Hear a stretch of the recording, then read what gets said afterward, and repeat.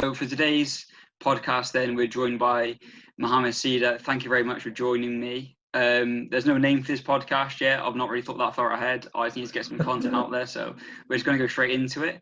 Today we're going to be discussing a number of points, primarily about how athletes can leverage Instagram to build their personal brand. That's the main sort of talking point of this podcast, and what it always will be about is how athletes can give further value to their audience, how they can build their brand.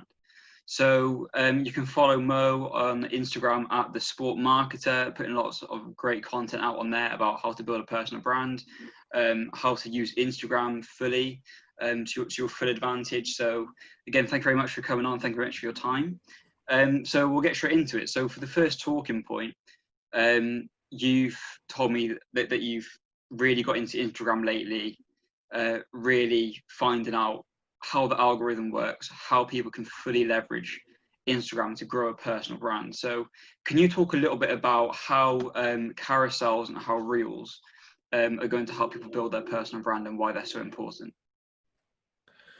Yeah, so thank you, George, for having me. Recently I joined an Instagram masterclass and I learned so much about the Instagram algorithm. And after observing a number of sports social media accounts, in particular Instagram, I found that athletes, football clubs, sports brands have not really understood the algorithm. And the reason being because it all starts from your profile bio. It all starts from what you put in that first couple of sentences.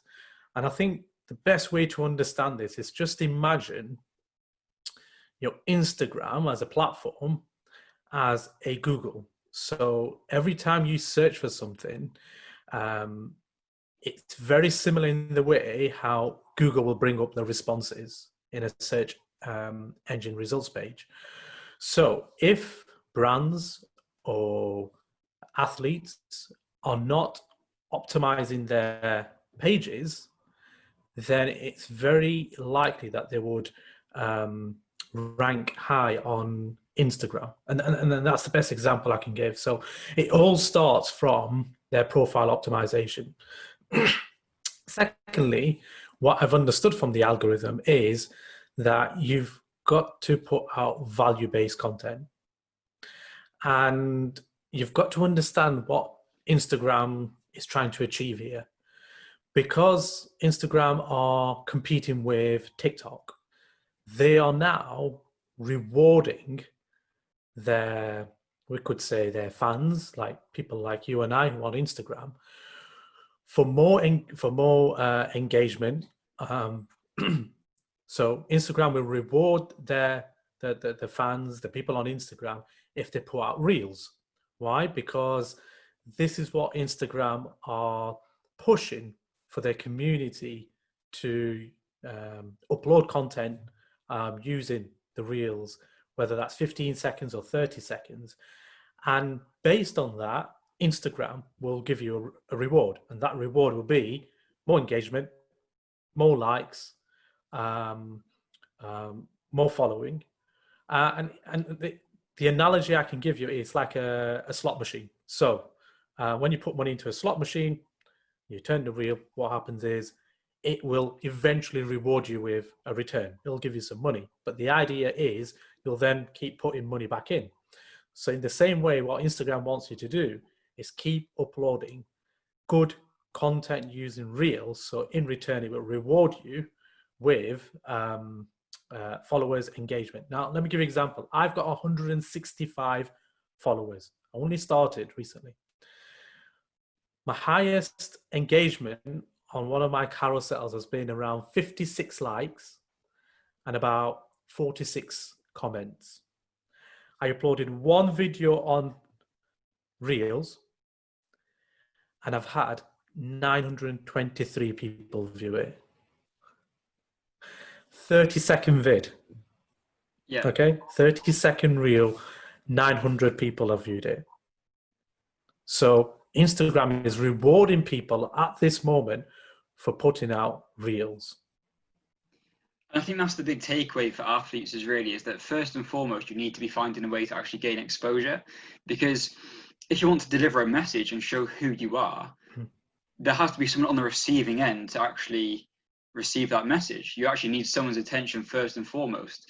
And I think something that people, again, don't really think about, perhaps when they use social media, is when you log on and first make your profile, you see your feed and you just see what other people are posting. But you don't always think about how they actually go and reach their audience and build their audience. So it was a really important thing that you mentioned regarding the search and the bio, and that you have to think of it like a search engine. I've been looking for certain athletes who are at a college level or maybe amateur MMA fighters, and in their handle they don't have their name, so I'm searching them by name. So if I'm searching for, say, Harvey Elliott, who you just mentioned before we started recording, if I want to search for Harvey Elliott, yet his name, his Instagram handle has nothing to do with Harvey Elliott, it's going to then be very difficult for me to find him when I search for him. The same as when they actually have the actual name. Some of them will write it, but in like a silly font or something. So again, I'm not getting actually shown their accounts. I'm just getting shown people with the same name. So they're missing out on potential followers who want to follow them and who want to engage with them, who will search for their name, won't see them in the initial list, and then will think, oh, they probably don't have Instagram. And the way I've had to actually go and find these people is by searching for a hashtag, finding where their names have been hashtagged, and then finding posts where they've been tagged. And in doing that, it creates more friction for me as the user, as a member of their community, or who wants to be part of their community, to actually go and find them in the first place, let alone enjoy and consume their content.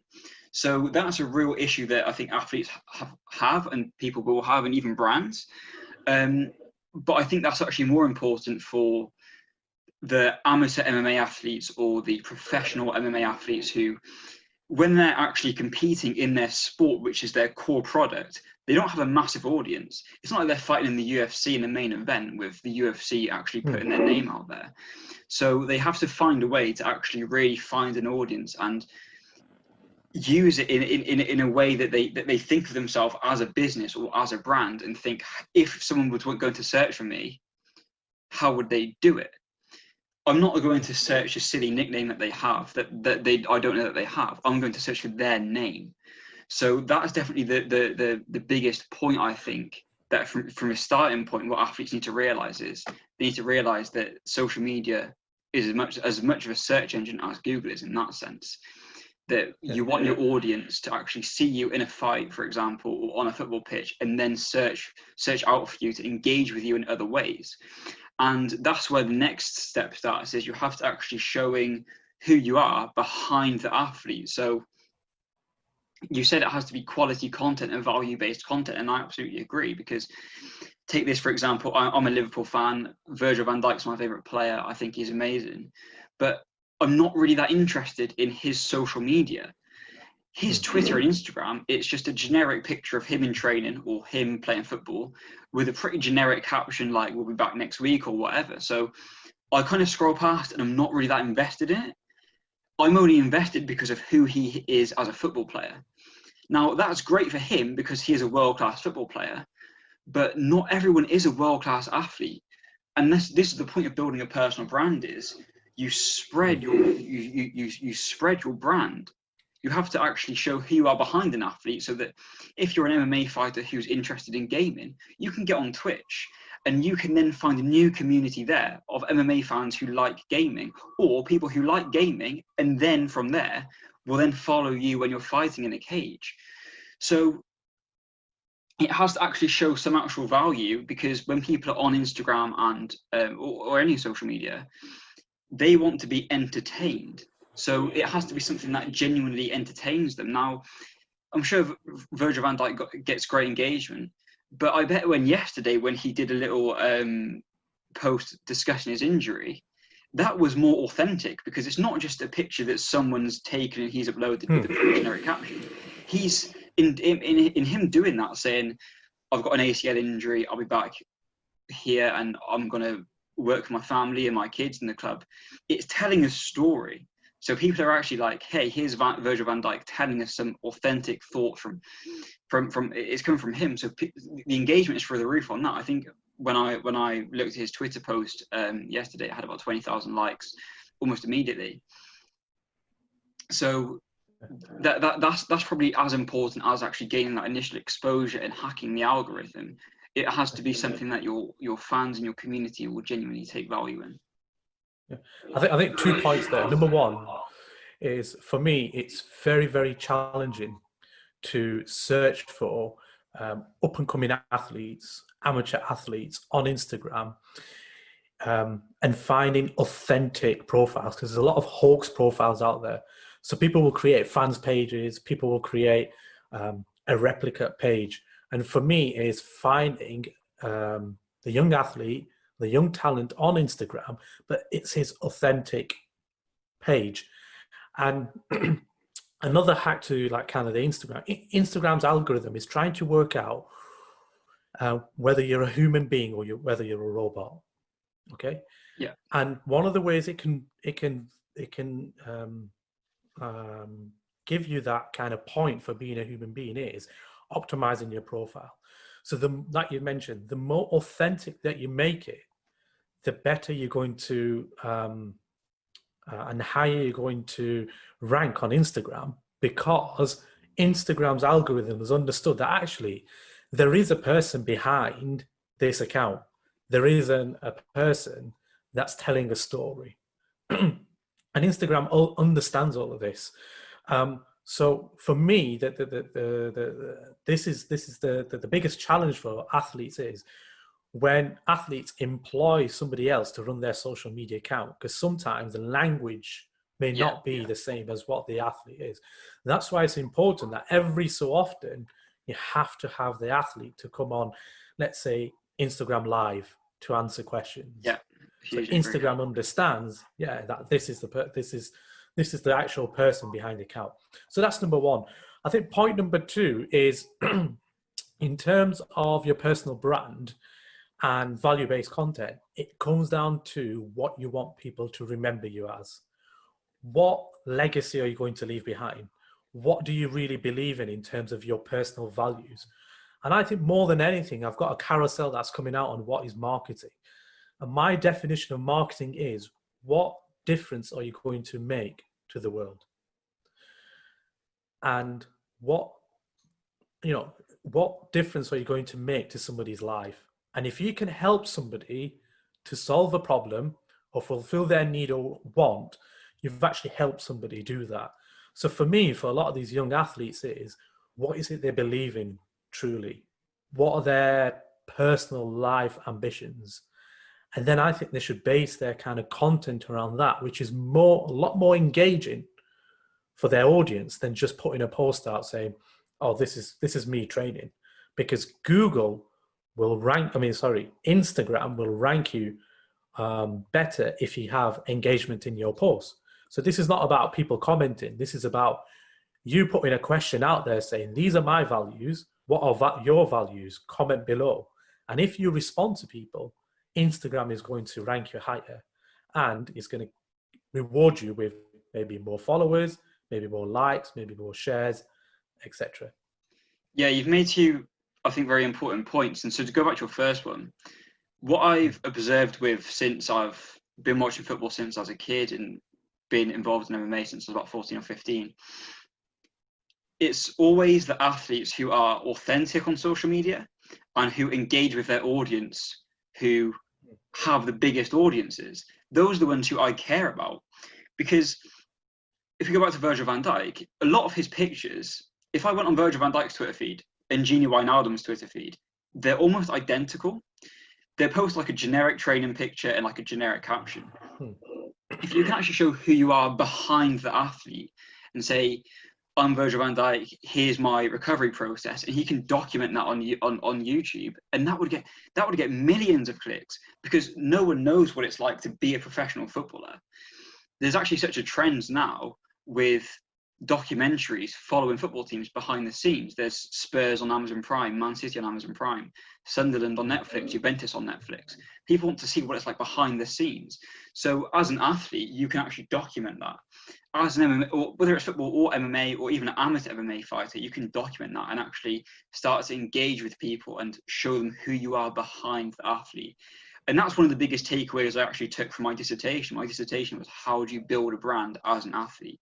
And that was what the data showed, but also what I've just kind of observed, really, that people will care more if I know it's that actual athlete sat behind their phone tweeting or posting on Instagram.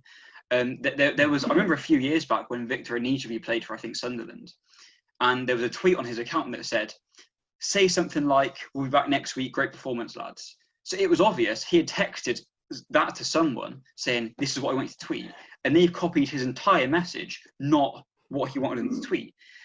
And it shows very easily that it's not authentic, that it's not him tweeting it. So I don't want to follow an account that's a football player who isn't actually tweeting. It's just someone behind them tweeting what the player wants them to say. Actually engage. Because I think for two reasons, with engaging with your audience, first, it's going to make that person like you more. Like TJ Dillashaw is my favorite MMA fighter. So when he replies to my comments, I'm like, great, he cares. He's engaging with me. Even if it's just a couple of emojis, it's fine. I would actually go one further if I was an athlete. And I'd love to see athletes do this. I'd always notice that athletes in their comment sections have people say, "It's my birthday, can I get a happy birthday?" If I'm a TJ Dillashaw or a Virgil van Dijk or Conor McGregor or whoever, I'd say, "Happy birthday, DM me your address and I'll send you a shirt." And just give it to someone, because there's two things that people are going to firstly talk about that, and you're going to get a lot of earned media from that. People are going to like that. It's going to show that you're authentic. Even rival fans of a different football team or fans who aren't really a particular fan of you are going to be like, fair play, I respect that. But so many other people in your community are then going to engage, saying, "Hi Virgil van Dijk, hi whoever, it's my birthday today," because they're going to want the same.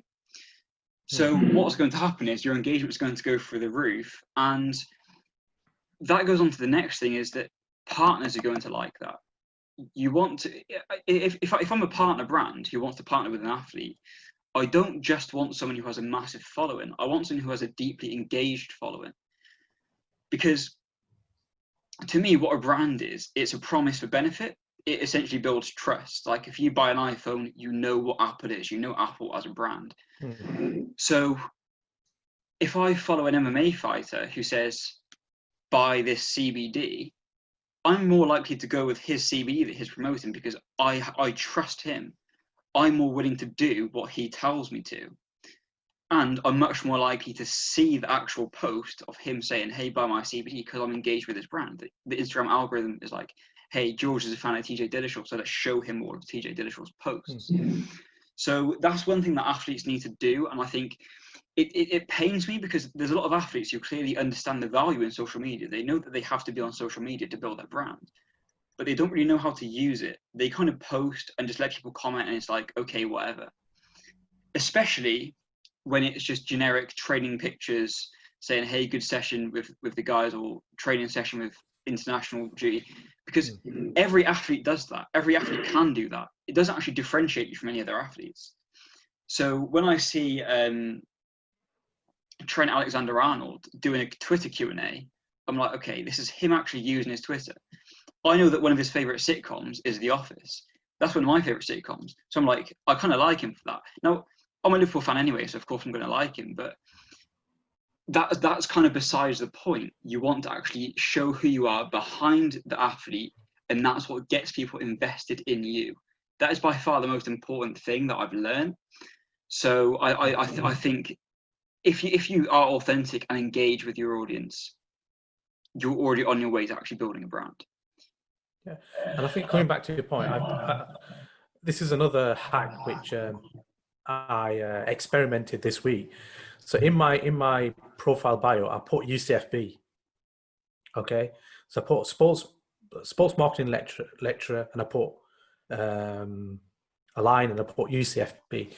Now, because my profile is all about helping students grow their personal brand, uh, more UCFB students have found me on Instagram because Instagram has understood that I've put UCFB there, Yeah. and it's got me in front of UCFB students. So this week I've had more UCFB students following me than ever. Why? Because I've optimized my profile. So you're right, is if brands are going into this, I'm going to say this relationship with athletes, and they get the engagement right, it can actually help brands because that athlete will then be targeting or suggesting, come up on suggestions for people who may be interested in that brand as well. So, for brands, it's not just about, yeah, we'll sign this partnership and, you know, you know, we're happy with you posting pictures of you in training and so on. I think until the athlete doesn't really engage and uses the relevant keywords, then they're not going to be able to reach any further in terms of their following or their engagement. Because what you've got to understand is an athlete has a very short span on social media. And if you think about a graph, they'll be at their peak when they're at the peak of their kind of performance. And then once they're looking, they've maybe lost a couple of fights, or they've been injured, or they may be hitting around around 30. It starts dipping, and then what happens is if they've not got something which is of valuable, then people are not going to engage with that athlete. So they've got around 5 years to really build their social media platform to a point where they can sustain their partnership with brands. They can sustain their sponsorships. And if they miss that 5-year bracket, what will happen eventually when they have retired from the sport or they've had to leave because of injury, they're not going to be able to gain the sponsors or the brands sponsoring on their platform because they've not really engaged in the 5 years where they should have done. Yeah, I hugely agree. And a part of that comes down to what you said previously, is that when you actually build a brand, you have to know what you want people to view the brand as. So you have to actually define your target audience. And this is when I speak to athletes, even amateur MMA fighters who I've trained with. I say, what would you want people to actually perceive you as? What are your interests? Who are you? How do you live your life? How do you look at life? How would you want people to remember you? What do people, your friends and family, think of you now? Do they think of you as a big kid? Do they think of you as quite shy? Are you interested in gaming? Are you interested in music? Are you interested in dance? Other than your sport. And that's where the sort of differentiation comes, because a huge purpose of a brand is to actually differentiate you from other athletes or other brands. So an example I would use is Todd Cantwell, who plays for Norwich City. He's got, I think, about 130,000 Instagram followers. And he's another one who clearly understands the value of social media. He posts fairly regularly. He posts fairly regularly on his Instagram story. But there's just so much more that he could do, because I can tell who he is, but he doesn't really communicate it. He doesn't really drive it home. He's someone who I can tell loves rap music. So why can't he do an Instagram Q&A every week saying, what's everyone listening to in the gym this week? What's everyone listening to in football training this week? And then engage with people who are answering your Instagram Q&A. And then go on to Spotify and create a playlist called Todd Cantwell Workout Playlist or Todd Cantwell Pre-Game Mix or whatever, and add people's recommendations. And then you can actually post a screenshot of your playlist on Instagram saying, here's what I'm listening to this week. Let me know in the comments. And again, you're creating that engagement, but you're also telling the story of who you are behind the athlete. He was really good over lockdown. He was doing Instagram lives and he was talking to fans. The premise was people are generally lonely in lockdown because, no one's really socializing. I was gutted he stopped, because I'm not a Norwich City fan, but I was enjoying watching them because it's a Premier League footballer sat in his house just talking to fans, having an authentic conversation. And it shows, it humanizes him, because then I don't just see him on a football pitch like I do with every other football player. I don't just see him on Sky Sports News. I see him talking to his fans. And people share that, and then people want to get involved. People want to talk to a Premier League footballer, even if they don't support Norwich City. So he clearly has a great deal of self-awareness of who he is and the image he wants to create. He doesn't really communicate it enough, and that's my kind of biggest issue with Todd Cantwell, is that he could do so much more, because he has a very engaged audience. I think he does a lot of Instagram content with Chunks and Young Philly, who are like kind of influencers. I don't know if you're familiar with them. So he's kind of gained an audience through them, and it's just not quite regular enough. Maybe post about once a week on his feed. He needs to do more, because that way it builds a better picture of who he is as a person behind the athlete. And again, that got me invested in him. I was doing Twitter searches in the week when he was being linked with a move to Leeds United, and I could understand everything fans were saying about him. A lot of fans didn't like the fact he was doing dances on TikTok, but if that's who he is and that's what he enjoys, he should go all in on TikTok and be doing dances and everything, because there will be some fans who like it. And this is the next important lesson for athletes: is not every football fan is going to like who you are. So find what you want to do, find who you are, and then target an audience through that. So if he's doing dances on TikTok, he'll probably engage with slightly younger fans.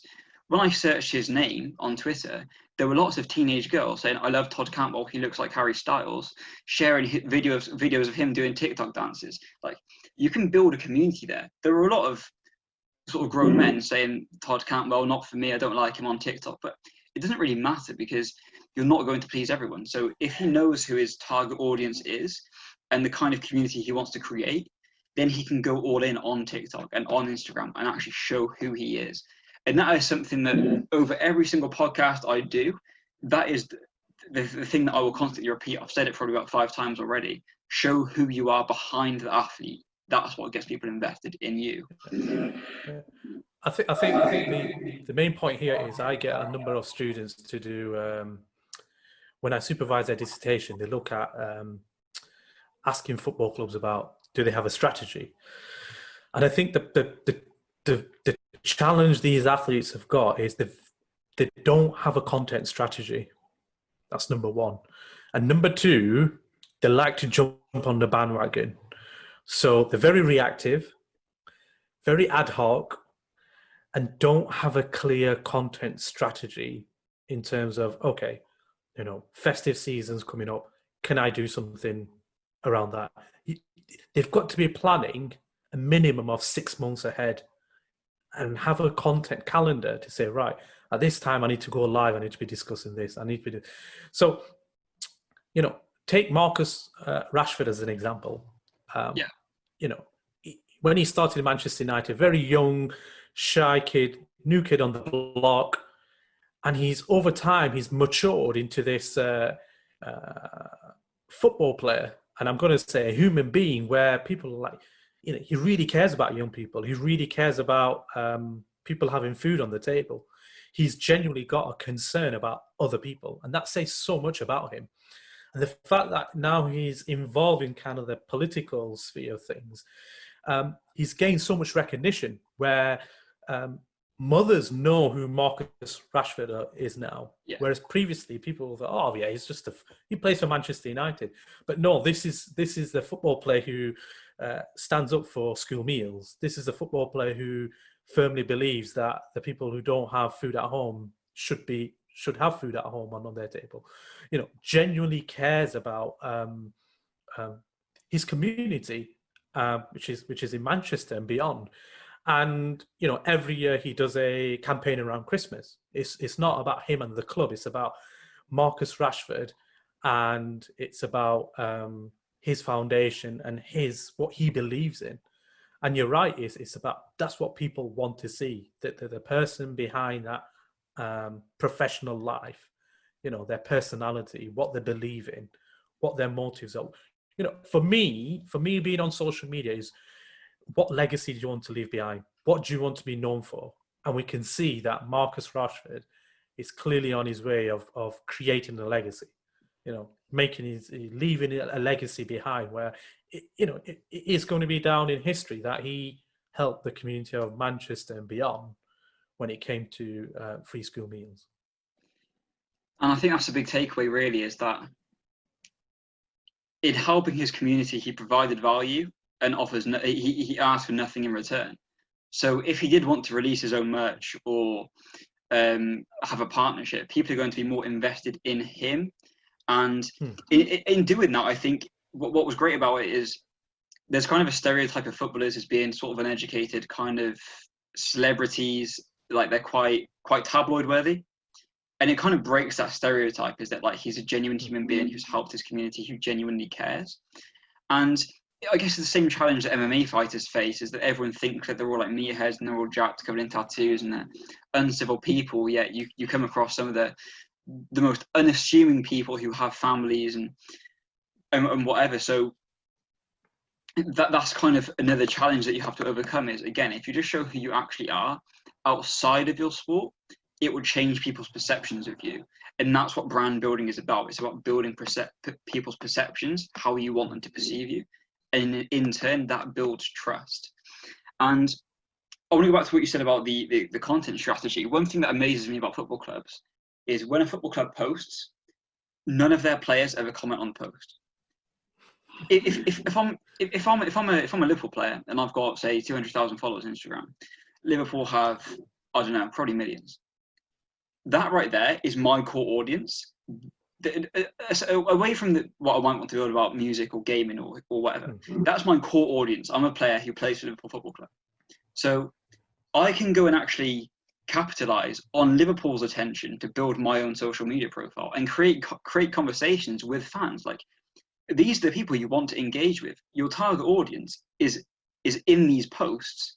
You're not actually getting their attention. This is where their attention is. Go and talk to them on these posts and then drive them back to your socials. And then if you have another business or you have partnerships, you can then start driving those people to those, which adds value and ultimately is going to increase your value as an athlete and capitalize on your platform, capitalize on your sport to build your personal brand that will last you far beyond when you retire. And that's what it's really about. Is a footballer's career or an MMA fighter's career is very short. You have to use the attention when you have it to start building out into other audiences. Next thing I want to touch on is earned media, and also we'll go on to owned media afterwards. Earned media, I think, is possibly more important than the media the fighters or athletes are actually sharing and what they actually own, because the media is essentially mainstream. Like, what took Conor McGregor into the mainstream is when he not when he fought, it was when he spoke and he gave his message and he built this identity of being brash, of being cocky, but people actually liked it. And through that, every single time he fought and was doing a media run, it would just get shared and shared and shared on social media. And then eventually everyone knows who Conor McGregor is. And the way he did it was authentically him. From what I follow what the MMA community is saying about fighters, there's a great deal of fighters who try and be Conor McGregor because it works for him. So they wear suits like he did, they will talk a good game like he did, but you can tell it's just not them and it's not authentic and it doesn't work. And it comes off as cringy. So yeah. I think the big lesson for athletes there is use Twitter search and find what people are saying about you. This is something that I don't think athletes really do is, again, Twitter search, you can actually search out your audience. If I want to know what people are saying about me, I can search my name and I know that the conversations people are having around me. And I can play into that. If everyone's saying George Parr was really cringy at that press conference, it's no big deal because I know that that's not working. People don't like that content. They don't like my message. They can see it's not authentic. And that's how I can change it. Because we can talk about the Instagram algorithms, etc., which is very important. But the actual variable from athlete to athlete is what they fill the pipe with. They need to actually, once they understand the algorithm, they actually have to be delivering a message and creating an identity that their audience is going to actually like and is going to see as valuable. So I think that's definitely the biggest takeaway from that is you need to actually pay attention to what people think of your content and think of your message. Otherwise, it doesn't get shared. And like you said, it's not just the earned media, it's that Instagram realizes that people don't like the content. And then you get less reach. And that's not what you want to build your personal brand. And it's not what partners are going to want to see either. Yes, if you remember, George, when we did digital marketing, we talked about the 99+1 rule. So 90% of the people who come on your profile will do nothing. Okay, that 9% may possibly share it. It's that 1% which is going to share your message, retweet it, etc. So you made that point earlier. You can't please the 90%. But the people who are going to be advocates, so they're the people who are going to share and like and retweet. And that 1% is who you need to listen to. And you're right, is that even young athletes, MMA fighters, even football players need to do a bit of an audit search and find out what people are saying about them. Like you said, are they being authentic? Are they being genuine on social media? And listening to conversations online will help. I think what people forget is social media is a two-way communication, and do is listen. People are ready to kind of react and post something on social media, but they're not willing to listen. And you're right, is until athletes don't listen to what their fans are saying, that 1%, okay, 99-1 rule, that 1% is the people that you really need, because they are going to be pushing your brand to the rest of their audience and community. So you've got to listen, even if it's a minority within your community. Yeah, I absolutely agree. And I think going back to, say, the Todd Cantwell point that I raised, is by searching his name, he can find what people are saying about him. And he, in doing TikTok dances, he knows that you're probably a 22-year-old who wears Stone Island from Leeds isn't really going to be into that. And again, that's fine. What you can do is you can find what's working, and that, say, the people who do follow him on TikTok and the community he builds on there, there might be a particular dance or a particular song he dances to, and he can then try and make some merch off the back of it or create conversations around it. He could create the Todd Cantwell challenge, and it's like he can do a dance and get people to and create some user-generated content from there. And again, people enjoy that because it not only does it give him content, it means that people are actually engaging with it as well. So that's the real importance of Twitter searches, or even Instagram, and I'll get onto Instagram in a second. But what Liverpool did really well after Liverpool won the league is they realised everyone was saying the league comes with an asterisk, and it was the league comes with the asterisk. So they started creating T-shirts, official club merch, that said champions, but the I had like an asterisk on. So in that, it was actually playing into the fact that a lot of rival fans didn't like the fact Liverpool were going to win the league in the circumstances they did. And Liverpool fans loved it because they then actually feel represented by their club, because the club's actually paid attention to the conversations that are happening amongst Liverpool fans off the back of what other fans are saying, and they can actually find the need that people want. And whatever good merchandise is ultimately subjective. But the way you tell that is by taking the feedback and paying attention to the conversations that people are having around the brand. And that's the other advantage of creating conversations, is not only are you engaging people who are going to be more invested in you by talking to them, you'll also find out what they like, what they don't like. You'll find out who they are. And that's a really big point, I think, for the athletes with perhaps a slightly smaller following, is MMA athletes and amateur athletes don't always see the value in social media because they're so small, and they think, if I'm fighting on a show that isn't televised and has maybe a few hundred people turn up, they don't really have a core audience to build a social media off. But it's actually an advantage, because I think what they can actually do is they can localize their audience, realize that they have a small audience, and get to know them as individuals.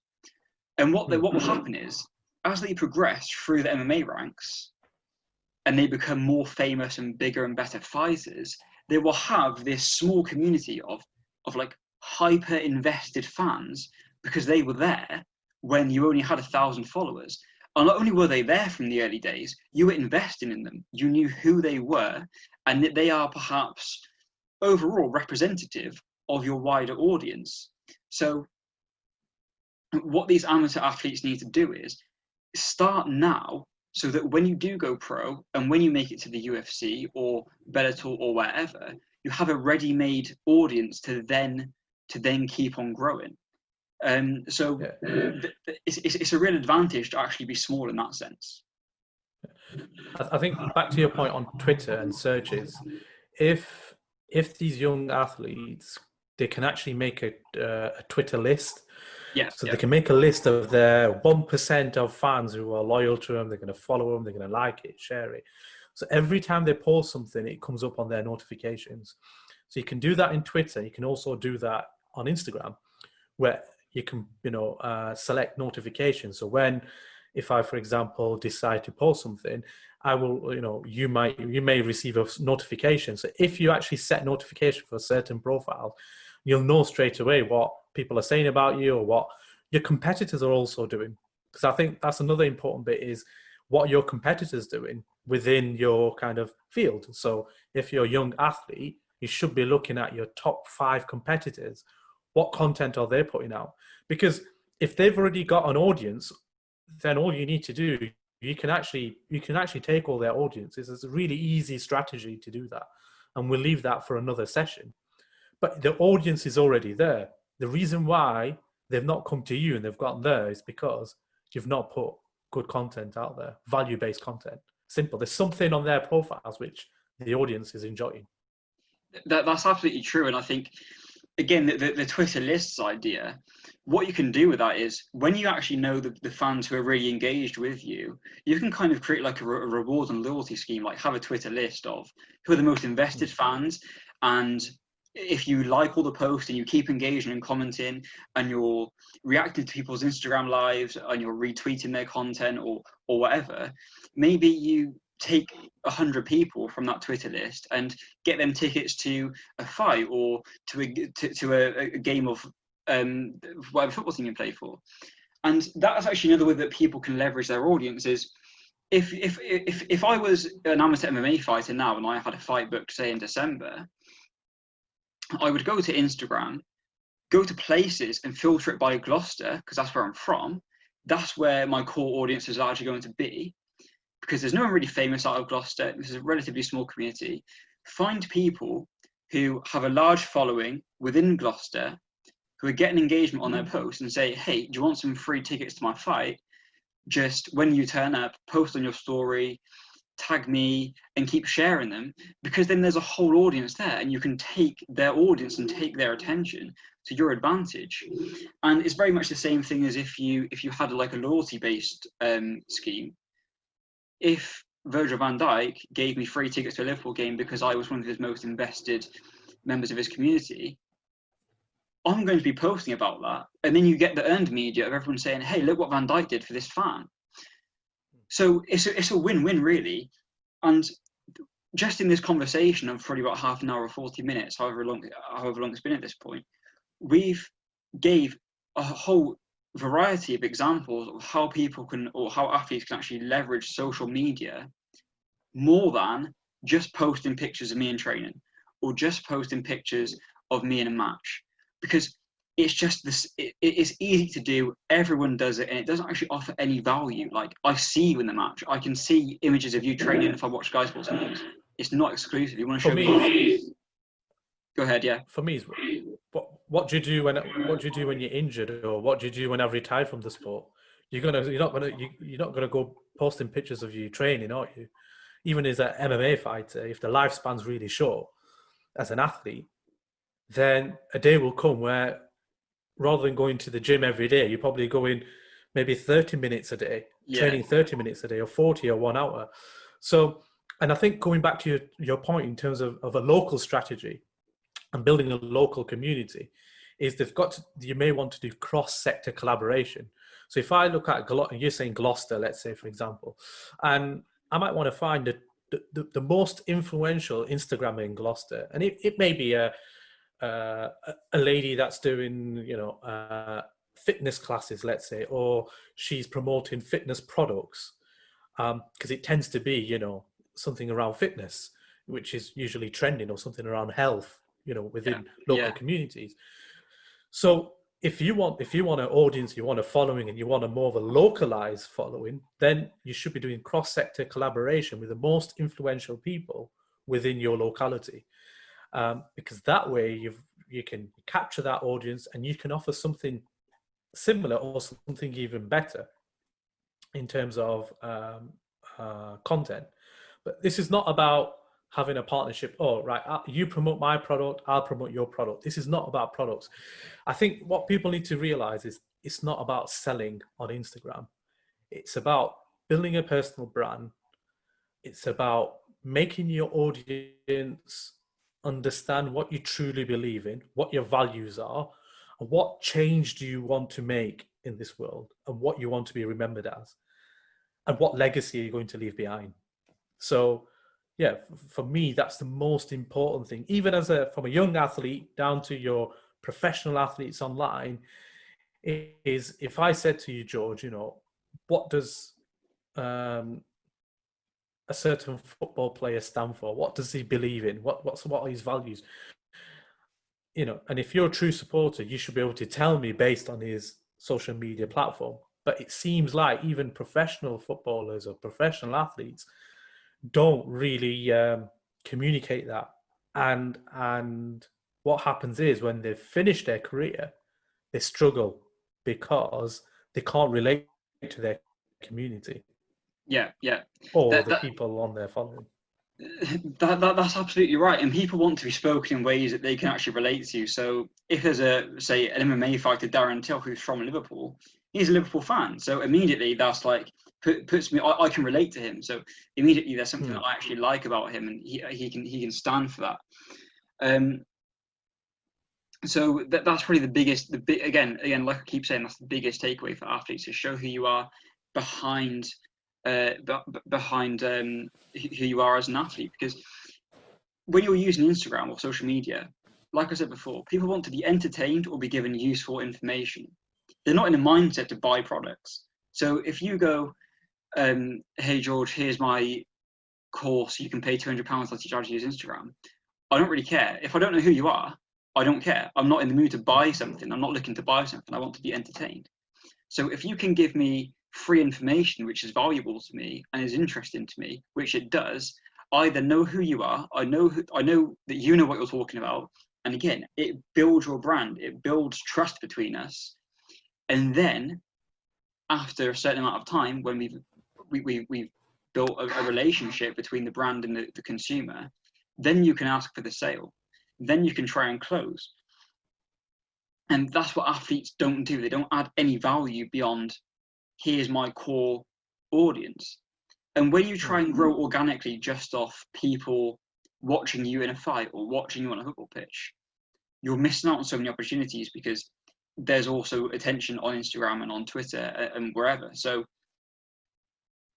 that's where you actually need to build your audience from there, because in MMA, you have a very unique opportunity as an MMA fighter to dictate where your career goes based on your audience. Conor McGregor is the most valuable, in terms of brand and a monetary value, the most valuable MMA fighter there is. He took 2 years out of the sport and got a title fight against Khabib Nurmagomedov. He didn't deserve a title fight when we're talking in terms of what was right as a sport.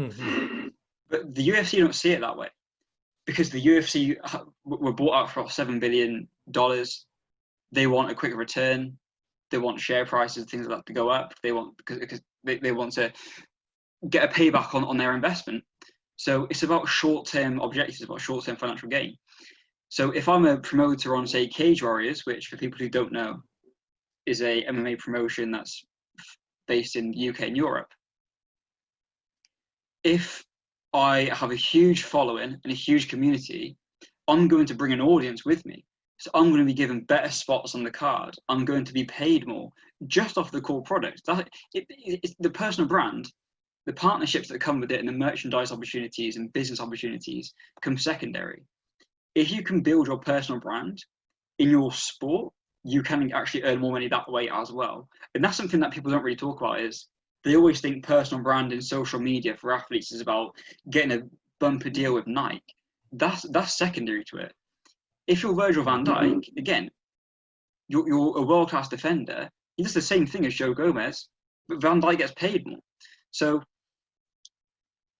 if you build an invested community that way, football clubs and MMA promotions are going to pay you more because it gives you leverage. It gives you leverage to earn more money, which is ultimately what building a brand is about. You have to keep giving people value, which, like I keep saying, training picks and match picks or pictures from a fight only go so far. You have to do more. And that's where you start to build an audience and you start to create communities on Twitch or on TikTok, or it can be on Pinterest, or if you're a gaming fan, you're an MMA fighter, you could just tweet, "Here's my gamer tag, let's play UFC," and start to create conversations that way, and it creates user-generated content, and it creates earned media because people are going to share it. So that's the absolute biggest takeaway from this first discussion that we've had. And we've learned the most important lesson: show who you are behind the athlete, get people invested in you away from your sport.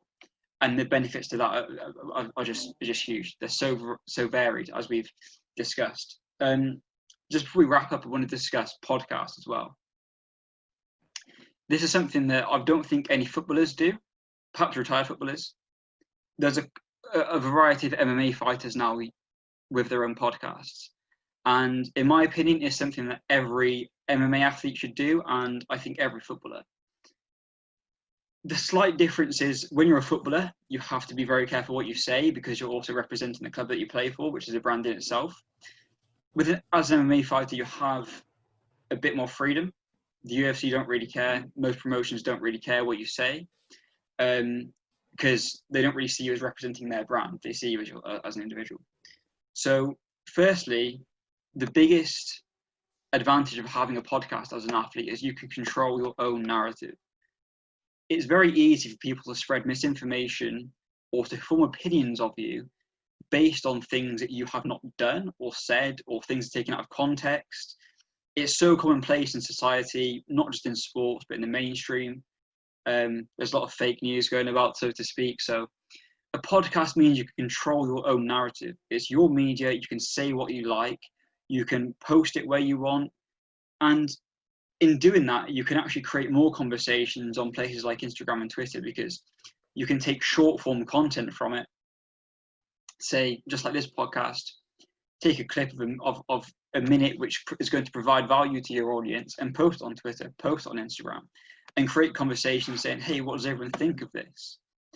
So the benefits to it are multifaceted. It's not just about getting more eyeballs on you. It's not just a platform to have a brand come and sponsor it. It's about building more brand. And the other thing that I think athletes don't really leverage so much now is if you have a podcast, it doesn't have to be about your sport. It can be about whatever. It can just be about you. And you can talk about a different thing every single week if you wanted to. And I think there's kind of an opportunity there to actually start building relationships with brands that you want to partner with. So you're actually going out and grabbing the attention from them, because if you want to be sponsored by, say, Under Armour and you want a partnership with them, you could have someone who works for Under Armour come on your podcast who has decision-making leverage at Under Armour about whether they can partner with you, because you're going to make them like fake famous. You're going to have them on, you're going to create a conversation with them, build a relationship on that podcast, and that's mutually beneficial. And they're going to appreciate that, and they're going to understand you as an athlete, they're going to understand your audience, and they're going to better understand how they can leverage you as an athlete to market their products. And that's incredibly important when you're an MMA fighter, because brands don't know how to leverage MMA fighters to promote goods and services. That for me is indisputable. I just don't think brands really understand what MMA is because it's still so new. Puma recently signed a sponsorship agreement with Israel Adesanya. I don't know if you're familiar with him yourself. I'm sure people watching will be. Yes. He's a UFC champion at middleweight, and he released the first sort of commercial ad with Puma. And this is no shade to Israel Adesanya or Puma. I like the brand and I like Israel. But I don't think that they really used him well. It didn't really show his personality as much as it could have. He's known for being quite brash. He's known for being athletic. He does a lot of dancing. It didn't really show it. I think it kind of said fairly generic things. It didn't really say a lot about who he was. And I think it could have been more authentic in how they used him to actually show who he is and why he and Puma share the same values and what value that can add to me as a consumer. And other than that, really, partnerships with MMA athletes is largely supplementation and CBD, and it's just a quick placement on their Instagram saying, "Here's my discount code." You don't. If you build a personal brand where you have leverage with your audience because you actually provide them value, the brand partnership game for you will not become about short-term placement where they just want some attention. It's going to be about building relationships with your audience as well as you.